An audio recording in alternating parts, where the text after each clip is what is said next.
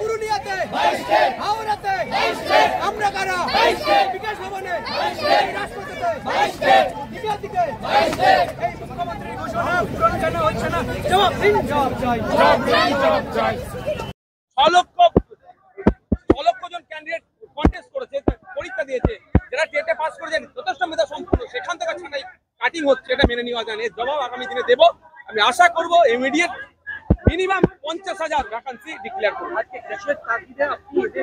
শিক্ষার তাগিদে, আমি বাংলাকে বাঁচানোর তাগিদে। বুনিয়াদী শিক্ষাটা ধ্বংস হয়ে যাচ্ছে, আর কোথায় হচ্ছে যেখানে দলিত, আদিবাসী, পিছিয়ে বর্গের মুসলমানরা বসবাস করে সেই সমস্ত এলাকার আজকে প্রাইমারি স্কুল নেই। আজকে কৃষক কৃষক তার প্রাইমারি স্কুলে সেই তার বাচ্চাকে পড়াবে, কিন্তু আর্থিকভাবে স্বাবলম্বী না, সে প্রাইমারি স্কুলে বন্ধ হতে হচ্ছে। সেগুলোকে যেমন চালু এবং 50,000 ভ্যাকান্সি ডিক্লেয়ারের জন্য আজকে রাস্তায়। অন্যান্য যারা আন্দোলনগুলো হচ্ছে তাদের সঙ্গে আছে, তার নামে নিশ্চয়ই অবশ্যই ন্যায় যেখানে হবে সেই ন্যায়ের পক্ষে আমি থাকবো। দাবি, তোমার দাবিটা কি আলাদা করে থাকবে? এতে সবার 50,000 ইমিডিয়েট ভ্যাকান্সি ডিক্লেয়ার করতে হবে। বন্ধ হয়েছে, এবার আরো বেশি বন্ধ হবে।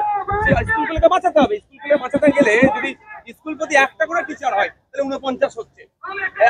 একটা স্কুল টিচার শূন্য স্কুল, ন্যাশনাল লেভেলে যে রিপোর্ট বেরিয়েছে ওই স্কুলের অবস্থা কত খারাপ জায়গায় আছে। শুধুমাত্র আজকে আমি হবু টিচারদের জন্য রাস্তায় নেমেনি, আমি প্রান্তিক মানুষের জন্য রাস্তায় নেমেছি, যারা যাদের ছেলেমেয়েরা এই বুনিয়াদী শিক্ষাটা স্কুল এডুকেশন থেকে নাই, প্রাইমারি স্কুল।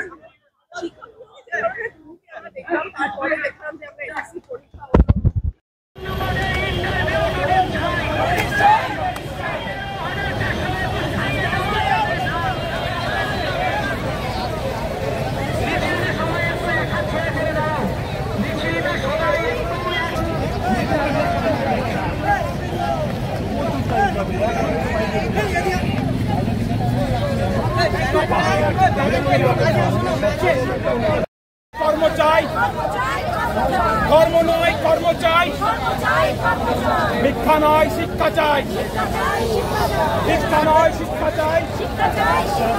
এই দফায় এক দাবি এক, দফায় এক দাবি এক, দফায় এক দাবি এক, দফায় এক দাবি এক, দফায় এক দাবি।